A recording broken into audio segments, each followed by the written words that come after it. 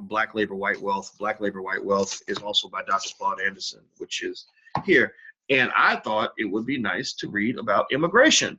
And I said, well, what would Dr. Anderson, now not to say Dr. Anderson is right about everything. The man ain't perfect. I'm sure he's wrong about some stuff. So take it with a grain of salt. Take it as just one point of view that's different from everything else you're going to get pretty much damn near anywhere else in this society. White universities don't teach Black people about the things that are going to make you great. White universities teach you, as Black people, the things that will help you properly assimilate. They are preparing you for a system, right? And so if you go to a white university, the white man is intelligent in the sense, in one important sense, he's intelligent in the sense that he understands how to use his institutions to develop an agenda that suits and benefits his people, right? He uses the universities as, kind of sort of bastions of liberal thought, liberal ideology. If you go to a university, most of the professors will be liberal. So if you're a conservative student, then you're going to have a hard time at most universities because most of the professors are liberal. If you look also at the universities have been designed to teach you to work for other people so you can support corporate institutions, right? Corporations fund universities so they can develop programs to help them get more employees, right? And so for Black people, I encourage you to take a note from his book. I encourage you to pay attention. Part of what you need to do to really develop power, to develop a stronghold, is to support and create institutions that will help pursue your agenda. My agenda is very plain, very, very clear. My agenda is to see Black people become the strongest group of people on the earth. It is also to see African Americans rise as the chosen people that we are. Nobody on earth has gone through what we've gone through. And I really believe that if we harness our resources, if we make the right decisions, if we get on the same page, if we commit to loving each other and working our butts off and building together, I really believe that we can become one of the great economic and political strongholds on this planet. I don't believe it. I know it. I know it. Again, I do math. I'm a mathematician. So I do the math and I'm like, okay, if every Black person did this and did it for this many days and did it in this way, oh, we would be killing it. We would be so far ahead of everybody. What is our opening? Our opening is that America is weak. America is weak. This country is very, very weak. And let me explain why. America is weak for many of the reasons that a lot of empires eventually start to crumble and fall off, Roman Empire, whatever. America's weak because America's kind of let go of a lot of its core values that made it the strongest country in the world. That hard work that it took to create the industrialization, et cetera. Americans don't do that anymore. The science, the scientific approaches, or the scientists that built America and helped us get to the moon and all this other stuff, we don't have that anymore. Our kids are behind the rest of the world educationally. We don't invest in our kids. We are falling apart because the rich people are kind of hoarding everything and saying screw everybody else. We're losing a lot of our core values in terms of even things like religion. I'm not a religious person, but the thing about it is there are certain values within say Christianity that I think are conducive to reproduction, strong families, strong morals, things like that. We're kind of throwing all that out the window and kind of taking an anything goes sort of view of everything, right? And I personally believe that America's getting weak. I think we're getting gluttonous. It's all about me and mine and what I want right now, right? That's where excessive consumerism comes from, right? You go out and you buy something now because you feel like it's your right to have it. And so these banks and corporations get you addicted to these credit cards and excessive spending, compulsive spending that you really wouldn't do if you were in your right mind. If you were really thinking about your future, for a lot of y'all, about 80 to 90% of the purchases you make on a daily basis would not happen if you were truly committed to planning for your future, right? But instead, your money dies a quick death. Right? You get the money you have in your hand, you spend it, you give it back to the white man, he goes and builds an empire with your money and you don't have anything. So I think that what that does is that leaves an opening for us as Black people. I think that the ability to delay gratification, I see somebody, Divine Hope, Danielle says it right here, and I agree with you, sister, that the inability to delay gratification is one of the greatest gateway drugs to weakness and laziness and a lack of power, if you will, right? I really believe that that if you have not gained the ability to think like a long-term investor, then ultimately you're going to lose the game. Like Malcolm X used to say, education is the passport to the future. And I can't remember the exact quote, but he basically said that if you educate yourself now, you're going to control the future, right? If you plan today, then you're going to control the future later. If you play chess and not checkers, you're going to get ahead of the person who played checkers and not chess. And I can confirm this, at least in my life. I know that back when I was struggling, when I didn't have any money, when I was just a little black boy, little squirrel trying to get a nut. I remember that the thing that separated me from my friends was that when I was 22 and 23, I was planning ahead. I was putting in the work. I was studying 8-9 hours a day. My friends were only studying 2 hours, 3-4 hours a week, right? And when they would tell me that you're being too serious and that you need to chill, you need to stop working so hard, I was like, no, I don't want to work hard. That's why I work hard. I don't want to work hard for the rest of my life. That's why I'm working hard now. I don't want to be a slave. That's why I'm pushing myself, like I'm working myself like a slave today, so I don't have to be a slave when I'm 40. Do you understand? So when you have that mindset, that investor mindset, you tend to have power.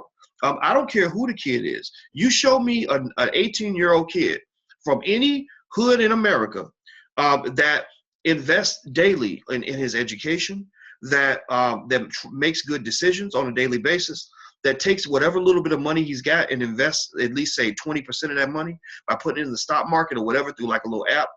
I'm going to tell you, by the time that kid's in his 30s or 40s, he's not going to be an economic victim. He's going to be in a very good position, especially if he learned how to be an entrepreneur at an early age. So the formula is not elusive. The pathway to getting where you want, it's not a complex puzzle. It's very straightforward. But the problem is that people just don't want to do it. People are just lazy. They feel they're trapped in the moment. And in fact, the only thing that really separates you, I study Professor Ken Sapolsky, who teaches at Stanford, about the difference in the brains of human beings and animals. And one of the main things that differentiates you from an animal is that an animal has no ability to know the difference between the past, the present, and the future. Animals live moment to moment. An animal sees some food, it looks good, he's going to eat it. He sees a woman, she looks good, he's going to have sex with it, right? Or with her, not it. It's not a it, it's a she, right? So basically animals don't know what planning for the future is. If you give a dog a week's worth of food, he's going to eat a week's worth of food right now and starve for the rest of the week. Well, some people, unfortunately, because they were never trained to delay gratification, they unfortunately have been trained to live like animals. Desperate people live like animals. Traumatized people can end up living like animals. A lot of us end up living like animals. And I'm not just talking about poor, desperate people. I'm also talking about some people who aren't poor and desperate.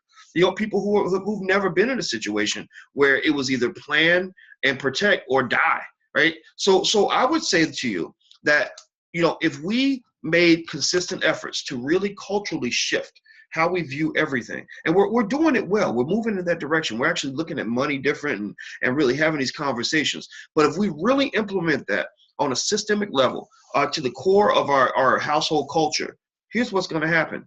In about 3 generations, about 2 to 3 generations, we'll be ahead of white people. We'll be ahead of white. I know that sounds crazy. I know that it shocks some of y'all's system to imagine you actually competing with white people and getting ahead of them. But if you look at where the average or the median white American is in terms of wealth and stuff like that, the average black person could actually pass that number. I really believe that. I don't just believe it, I know it. It's all mathematics. I can do the math to show you. So at the end of the day, it's a decision, and I can't tell you everybody's going to get it, but I can tell you that what you do is going to make a difference for your family. Now, let's get back to the immigrant issue. I want to read some of what Dr. Claude Anderson wrote in Black Labor, White Wealth. If you want to see books that I recommend every black person read, go to the DrBoyceLibrary.com. That's DrBoyceLibrary.com. Okay, so I'm on page 88. And he's talking about immigration and how black people should view immigration. You see, a lot of people, the Democrats especially are real good at getting black people to kind of go along with whatever they say, right? And I would say that that's a bad strategy because what Dr. Anderson has argued is that immigration policy has been used, even by your liberal friends, to weaken you, to water you down, to make your vote irrelevant, The concept of reciprocity does not typically apply. Immigrants come to America, they're treated better than you. Many of them don't like you. Many of them will not help you. Many of them see, your request for support as a weakness on your part, as a moral failing. Why? It's not their fault per se. It's because they are assimilating into a country that for hundreds of years has been built on this idea that Black people are just inferior, weak, uncompetitive, and sloppy, right? So that's going to be their perception of you based on what every institution they view says about you, right? When they turn on the TV, they turn on the radio, when they go to school, everything that they see is going to reinforce this idea that Black people have done nothing to contribute to American greatness. So immigration policy really is something that Black people have to form our own sort of opinion on, right? When people talk to you about illegal immigrants, Black people, we need our own opinion on that. We don't need to regurgitate the liberal opinion, right? I have no respect for these Black people on TV who simply recite whatever the Democratic Party told them to say. Okay, you're paid off to repeat the company line. Good for you, but that's not the Black line. Understand, you're not Black right now. You're a Democrat right now. You're not Black right now. You're a liberal right now. You're not Black right now. You're a Duke University professor right now.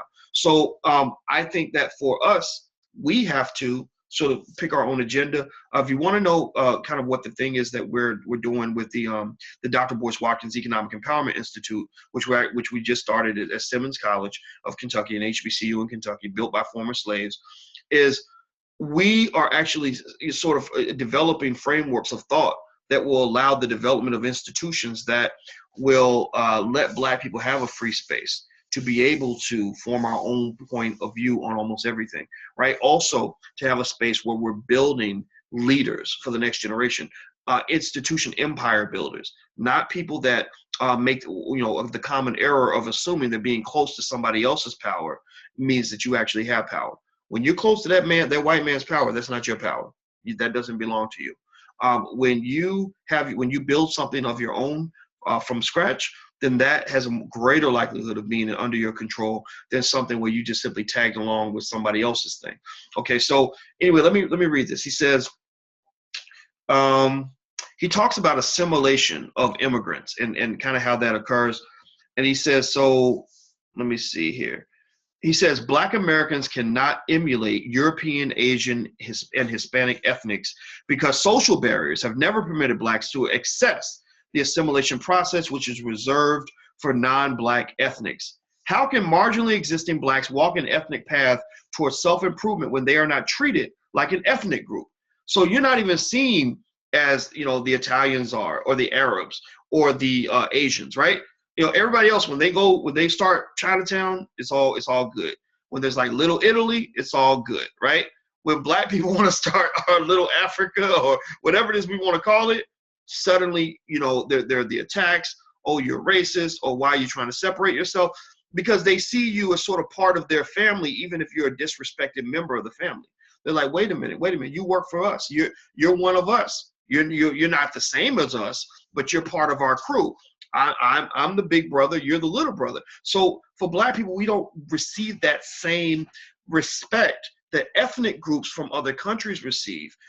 Even though it's interesting that, we didn't start off here. This isn't really our country, right? In terms of the power and the control, right? So anyway, let's move on. He says, and even if we were treated like an ethnic group, both the government and the majority society would continue to allow an unending flow of new ethnic immigrants to preempt Blacks in the assimilation process. So even if you were treated like an ethnic group, even if they did allow you the same liberties of assimilation or liberties of integration that they give other ethnic groups, the fact is that they would continuously still allow other groups to come in to basically preempt every effort to bring you into the system, right? So, for example, you had affirmative action programs in the 80s and the 90s where Black people were getting lots of jobs because people were like, oh, wait a minute, we've been doing these horrible things to these people for 400 years. Maybe we should be nice to them now, give them opportunities, right? Well, now that doesn't happen anymore. Now that's dead. I mean, it doesn't matter if they kill affirmative action or not. Affirmative action is pretty much dead in general, right? Well, why? Well, because you've been mixed in with everybody who's not a white man. That's what they've led you to believe. And when they do that, when you get mixed in with everybody else who's not a white man, the reason you lose is because when everybody's on the same playing field, everybody's in the same pool, everybody gets the same everything, right? So if you raise your hand and say, hey, we deserve reparations because, my great-great-grandmothers for the last 12 generations were all raped and beaten and on a regular basis, and my grandfather had his balls cut off, and my family had a farm in the 1940s, and white people came in and murdered the whole family and took the farm, and my great-grandfather's uncle got lynched. They laid his body on the railroad tracks and killed him, and then pretended like it was a suicide.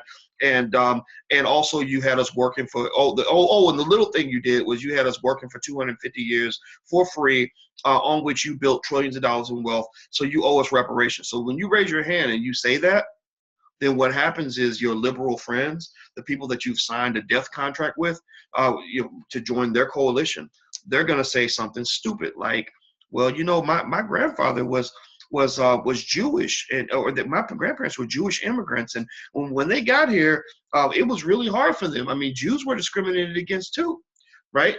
Or you're going to hear somebody say, well, I'm part of the LGBT community, and and it's hard being black, and it's also hard being gay, girl. I tell you, it's real hard being gay, right?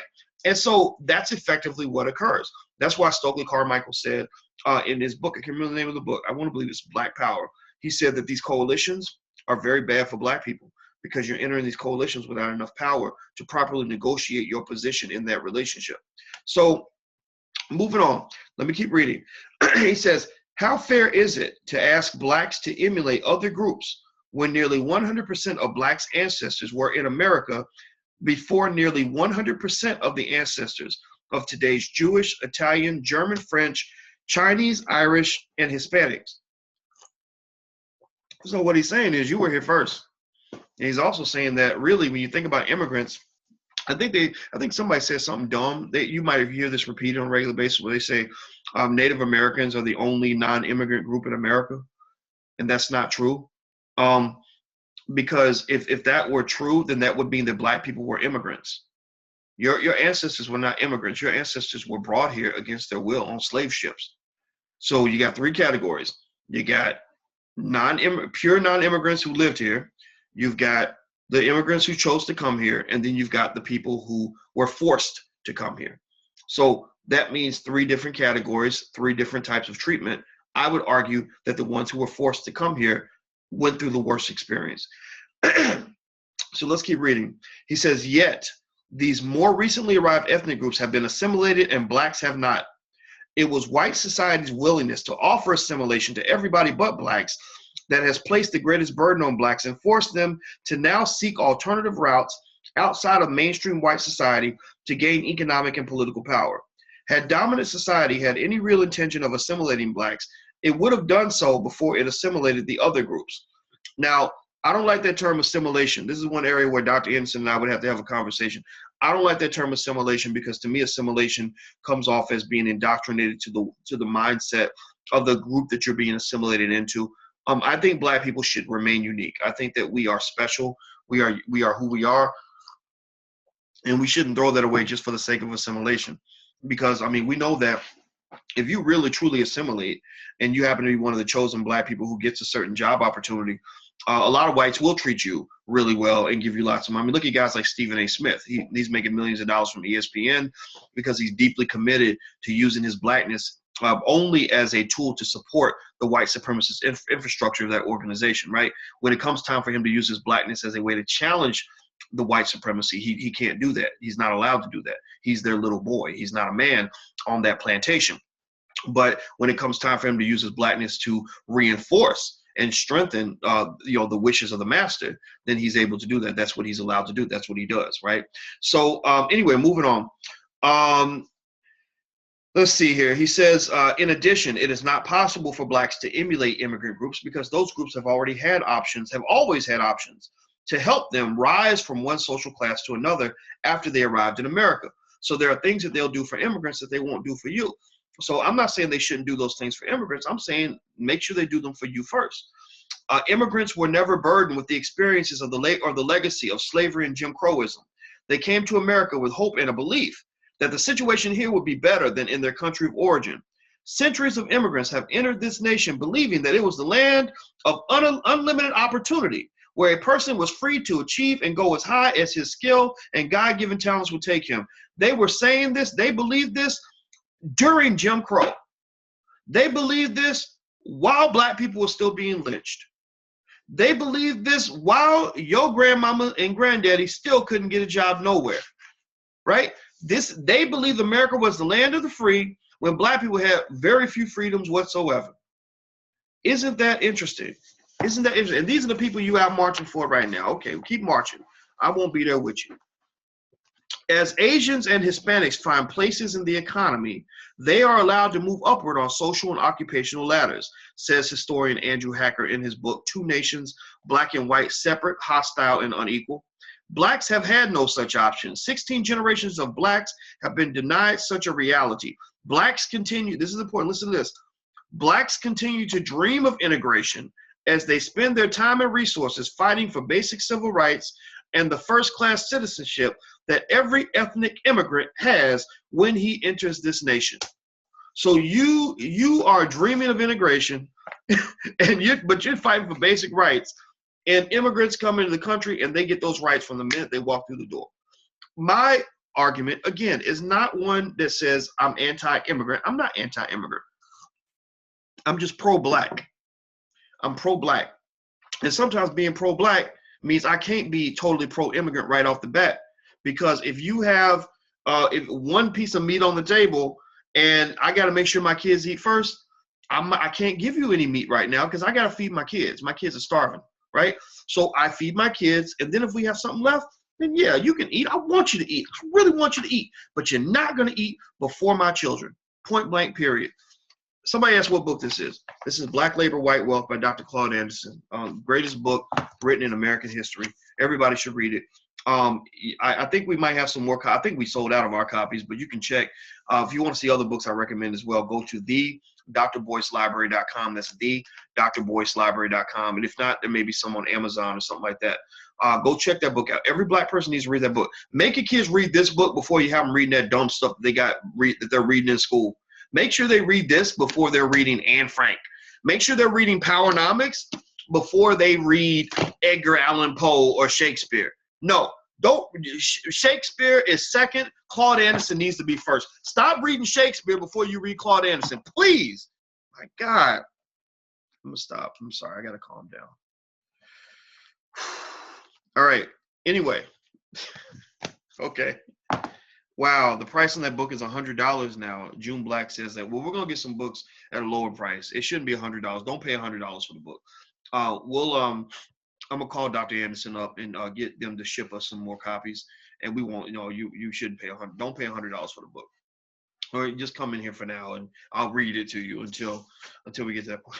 Somebody said, "Calm down." Yeah, I literally start getting that angry about it that I have to literally stop, because I don't want to overheat a gasket, because I really want this to be a conversation that's beneficial to you. And I can't be beneficial to you if I'm losing it, if I'm just, if I'm more angry than I am thoughtful, because I don't want to be mean to anybody. I don't want to be hurtful to anybody. I'm not trying to, say immigrants are bad and F the immigrants. I'm not saying any of that. I'm just saying that black people got to come first. So if people don't like that, then they can go do whatever. But the thing is, when you look at that term reciprocity, you can go ask yourself, are they thinking about you first, or are they thinking about themselves first? What do you think? All right, so let's pop back in here.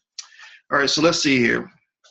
He also says, on the other hand, ethnic immigrants and other minorities have directly profited from the marginal success of the Black civil rights movement that opened doors in the areas of employment, academics, and housing.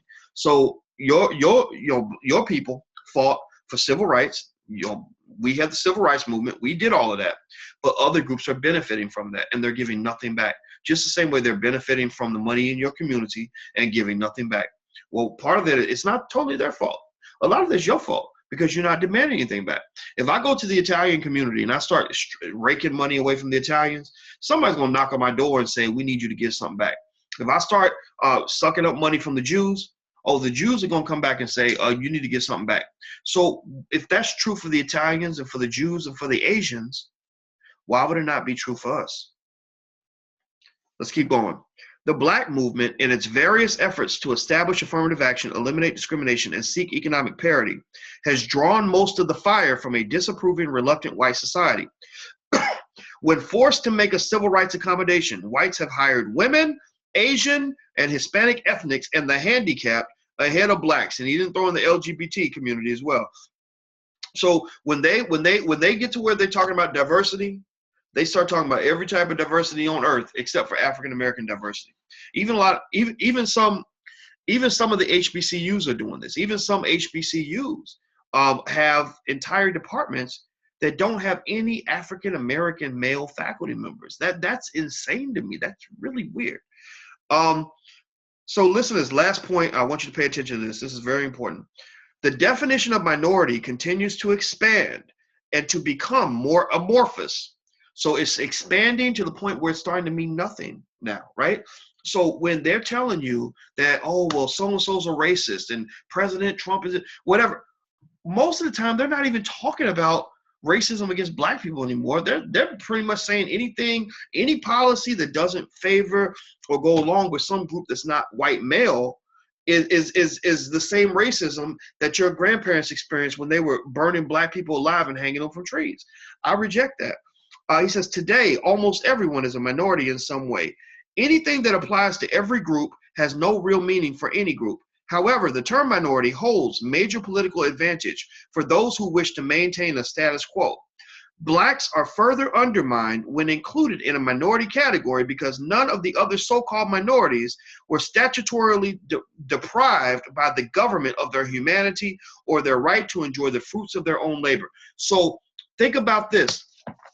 All these groups, when you go to the University of whatever, and they tell you that you're a minority, like everybody else, you're multicultural, you're part of the diversity team, I want you to just to say, okay, raise your hand if you're part of a group where the United States government has implemented consistent policies over hundreds of years that relegated everyone in your group to a second-class citizenship status, where every person in your group was automatically defined to not just be a person that's forced into labor for free for their entire life, but also were deemed to be less than a human being. Raise your hand. Raise your hand. And the only hands that'll go up will be those of African American people. So at the end of the day, the basic idea here is that as you get into other issues, as you join the politics of the world, you can do that. I'm not saying there's anything wrong with that. As you get out here and throw around opinions on immigration, gay rights, everything else, start the conversation with the African American experience and what we've gone through and why we are unique and why we are different. If you don't do that, then what's going to happen is you're going to keep losing power because they're going to pretty much lump you in with everybody who's not a white man. So in a generation or two, when your grandkids or great-grandkids, who've studied powernomics, right, because you're going to make sure they read these books, when they say we deserve reparations, even other black people are going to look at them like they're crazy. They're like, yeah, well, maybe the LGBT community also deserves reparations. And why don't we just have a big reparations package for everybody who's disadvantaged in America? We should have reparations for the poor. Let's have reparations for Italian immigrants and for Jews and for the Japanese who were in internment camps in World War II, and have reparations for handicapped people and also women, feminists. We deserve reparations because look at the way men have treated us, right? It's crazy. I mean, but that's what's going to happen if you don't stand up for yourself. So anyway, I'm going to head out of here. Don't forget, if you're interested in some of our programs, please check out blackfinancialliteracy.com. That's blackfinancialliteracy.com.